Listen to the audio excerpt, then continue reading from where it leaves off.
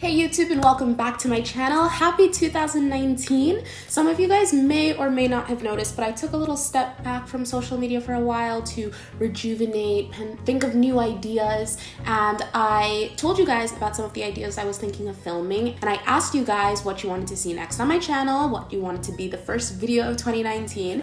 And a slim majority of you guys said you wanted this one, the differences between Italians and Americans when it comes to travel and vacation. Hope you guys like it. Okay, so this video is going to be structured in the way that I'm taking some data that I found online, and I'm also mixing in some of my impressions from my own experience. Let's get right into it. The first difference that I wanted to confront was, where do they go? Where do Italians go? Where do Americans go when they choose to go on vacation? Personally, my first impression was that Americans like to travel to Europe a lot, and my first impression was that Italians like to travel to America, like Europe in general, but also to America. The largest percentage of Italians like to travel within Italy, actually, but the percentage of travelers traveling outside of Italy is increasing. And in terms of destinations, Italians' top destinations are Spain, France, and Greece. Here in Milan, most people aren't from Milan, and when it comes to vacation, people tend to go back to their home regions. You also hear a lot of people going to the seaside in terms of like Sicily, Sardinia, Puglia, Naples, Capri, the south, you know? And when they don't go to Italy, a lot of people go to especially Spain and Greece. I'm surprised about France being in second place because, you know, there's this huge rivalry between France and Italy, but I mean, who can say no to Paris? Instead, looking at Americans, just like Italians, most Americans travel domestically, with top destinations being California, Texas, Florida, and New York in that order. The most international vacation goers in America go first to Mexico, then they go to Canada, then UK, and then after all those you have Western Europe and the Caribbean. So when do Italians and Americans go on vacation? When do they travel? Well, Italians tend to go, I kind of touched on this in my, I think it was my Ferragosto video, and when I talked about Italian vacation times. So the way it is in Italy is you are required by law to have like, I think the base is like 21 vacation days or something like that. But these vacation days aren't really all your choice. About half of the vacation days get put towards chiusure aziendale, which is when, say you have a holiday on a Tuesday or a Thursday, the company will close like the Friday or the Monday, and you have to use your vacation day for that closing of the company. I don't know if it works like this in America too. I mean, on the one hand, it's good for you because you get a long ponte. So instead of having that random vacation in the middle of the week, you just get the rest of the week off, or you get to come in late. But you're using your own vacation. It gets subtracted from that 20 days that you have. 20, 21, 28, it varies depending on the field and where you are. They're not really your choice of vacation days, so for me, I don't really count them as vacation. In terms of selectable, controllable vacation in Italy, you get about 2 weeks. And rarely do people get to put those 2 weeks together. So most people spread those 2 weeks between Ferragosto, which is in August, or they'll insert it around Christmas because most people get about a week off of chiusure, and you know, Christmas is a holiday. The day after Christmas is a holiday, but the rest of those weeks, those are your vacation days that you have to subtract, and they're usually chiusure. So people will put a week before that or a week after that. So, all of this to say, Italians tend to go on vacation in the summer around August or in the winter around December.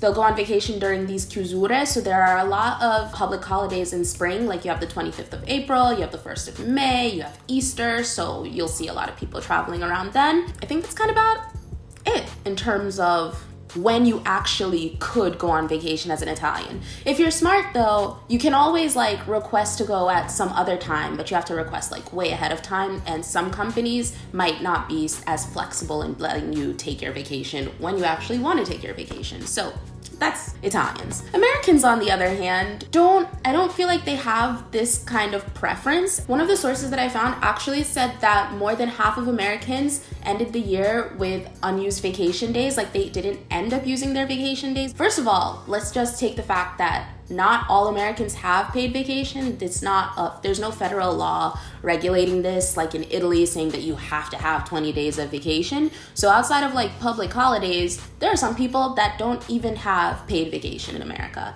And then of the people that do have some paid vacation, which is usually accumulated after working, like usually your first year of working, you don't have paid vacation, but maybe the second year you've earned it. Most of them don't even use the vacation time. I don't think are periods in particular where people would go on vacation when you're of that working age. I know that when you're younger and you're in school, you have spring break, you have summer break, you have winter break. And so there are fixed breaks where you're gonna see a huge spike in vacation travelers from America. But compared to workers, I don't think there's a set period where it's more popular. And on the other hand, for Italian students, because I didn't cover that, us as Italian college students, we never had these set breaks. Unless you were like really on top of your exams, which thank God I always was. The only break that you would have was like 2 months in the summer. But like winter break isn't really winter break because you have exams literally the day that winter break is over. So you have to study over winter break for a lot of places. Same thing for spring break, I believe. But there's not these fixed breaks like in American college, in American school. All through your 20s and your 30s, you build your career, you stack your money, you buy your house, you do all that, and then travel comes later. One of the reasons why I wanted to go to Italy when I was 16 and I had the opportunity to do so was because I was like, well, I'm not gonna get this chance again for who knows how long. When I was growing up and when I was like in high school and some stuff, I thought of travel as something that pensioners do, people that are really well off or people that work their life, and then when you're old, you go on vacation. But vacation as a 20-year-old, as a teen, it wasn't really seen as something to do, which is way different than in Europe. In Europe, where everything is closer, travel is cheaper,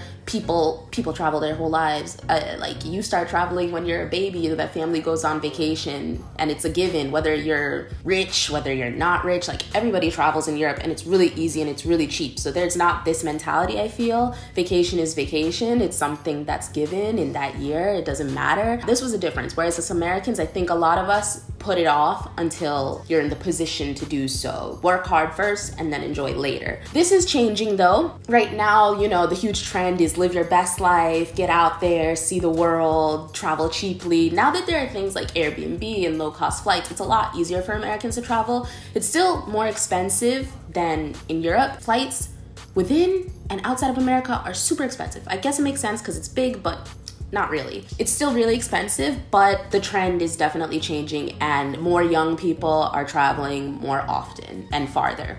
I would definitely say that since moving to Italy, my opinion on saving travel to old age has completely done a 180. Like now I want to travel as much as I possibly can right now. Like yes, saving is very important to me. Yes, like making sure that I'm making the right investments is very important to me, but I also try to like carve out a bit of my budget to go travel at least one new country every year. In the 4 years that I've been here, going into the 5th year, I've gone to like 29, 30 countries. I've honestly lost count, like almost 30 countries in the 4 years that I've lived in Europe, whereas in the 18 years of me living in America, I had only gone to Jamaica. When I was 16, I went to Italy, but that was it. So think about that, like in 18 years, you travel to 2 countries where in 5 years, I've been to almost 30 and I want to keep doing it. I just feel like every time that I have vacation, and it's so funny because now that I like have vacation, even now I like kind of complain, like it's not enough. Like 2 weeks at any point is not enough to go anywhere. Like, and then when I have those 2 weeks, I'm like, okay, so now I have to choose between going home to America and seeing my friends and family that I haven't seen for like a year, or going and going to a new place. And it's really hard because I want to go to new places. Yeah, that's just a little tangent. Why do they travel? We saw that Italians are a little bit more adventurous. They're very much more into discovering new places and new things. Only 29% surveyed said they visit countries based on already knowing about them. So that means like 70% of Italians visit places that they don't know about. And also when asked about why they travel, Italians said that the main reasons for travels was First place was gaining a peace of mind. So for your mental health, you just need to plug out for a while. The second highest response was spending time with the family, because it makes sense. Family is very important in Italian culture. And then the third was discovering new cultures. So think about that. The fact that people want to go out, meet new places, discover new cultures. I've always seen that Italians are very, very open to learning about other cultures. I know it's surprising because you hear about all the things about immigrants and the immigration in Italy, and I don't even want to get into it. But before that and outside of that, if you talk to an Italian and you are not from here and you talk to them about where you come and the diverse usanze, they'll be interested. And they'll be interested in telling you about them. Like they want to be cultured. And also because being cultured in Italy is seen as a huge plus. And so you'll even see that people that aren't cultured pretend to be cultured a lot over here, which is not something that you see in America, at least in my opinion. Meanwhile, why do Americans travel? There wasn't a lot of data on this particular question. My guess was because they're rich. And in this age of social media, Americans like showing everything about their lives and about themselves. And it's a plus to be seen as a jet setter, to be seen as somebody that lives their best life, knows other cultures, etc. So I feel like one of the reasons people travel in America is, okay, maybe they want to learn about new cultures and stuff.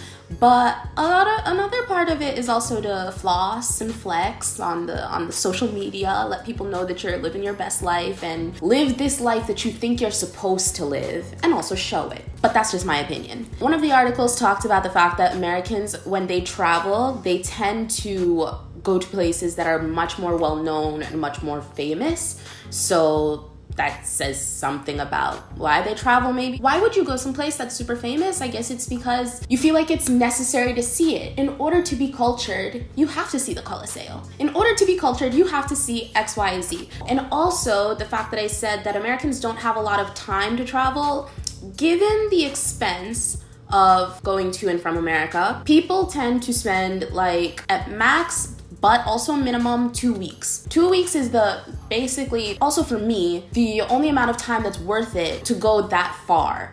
If I have less than 2 weeks, then it makes no sense for me to pay 800 euros for a ticket, you know?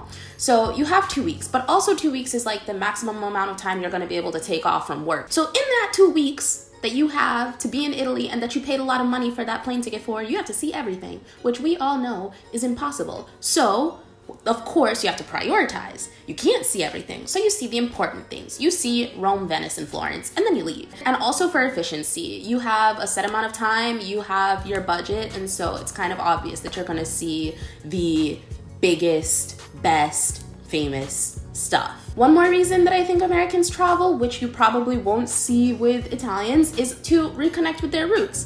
Americans come from everywhere. Pretty much everybody in America is an immigrant, or somebody in their family was an immigrant at some point in time. And in America, knowing your roots, being proud of your roots, reconnecting with your roots are all things that are really important. So you'll find a lot of people go to travel to reconnect with their roots, to see where their families came from, to try to understand their personal heritage. You're not going to see that with Italians because they tend to live where their roots are from. And they just don't think of it in that way. To an Italian, they're Italians. First, they're like of their town, then they're of their region, and then lastly, they're an Italian. Whereas an American, like I said in many other videos, I never thought of myself as I never called myself an American until I moved out of America. When I was in America, I was the daughter of a Nigerian and the daughter of a Jamaican. I was half Nigerian and half Jamaican, and that was me. It would have been really important for me to see Jamaica. It's really important to me to one day see Nigeria, you know? We Americans also travel for this reason, reconnecting with our roots. Finally, how much do they travel? More Italians than ever are going on vacation, which is a good thing. I think this is a sign of the economic situation was getting better. I don't even want to say positive because it wasn't particularly amazing, but it was better than it was. Back in 2014, only 52% of Italians said that they would go on vacation from this survey, whereas in 2018, 62%. So you go from about half to more than half in a country where, you know, you have time to go. You have the days to plan a vacation, go someplace. Meanwhile, in America, like I already mentioned this statistic, more than half of Americans ended the year with unused vacation days. 34% said that they would not take a vacation that year. So like a third of Americans said that they are not gonna take any vacation at all. A lot of people like laugh about how Americans don't have passports, which on the one hand is true, but on the one hand it's not true. And as of 2018, 42% of Americans have a passport. Still a pretty low number, but almost half of Americans have a passport. And that amount is double the amount as 15 years ago. And back in 1989, only 3% of Americans had a passport. So it's true that less of us have it, but the number is rising, and you can see with like the trends online and even the fact that I see a lot more Americans, like even just in Italy, in Milan, for example. When I first came here, there were no other Americans around, even on vacation. Like it was a very small number, whereas now I hear English all the time. It's not that no Americans have passports, it's just like I said, really hard to travel because you don't really have the time. It's very expensive, and you'll see that the Americans that travel the most and the most often are, of course, the wealthy. What do you guys think? Were there any figures that surprised you? Anything that I missed that you want to add? Be sure to let me know in the comment section down below. Let's start a discussion. Did you guys find this interesting? Because I certainly did. I'm going to be leaving all of my sources in the description box so you guys can learn more about it and do more research if you're interested in knowing more. If you haven't liked and subscribed already, you should like and subscribe.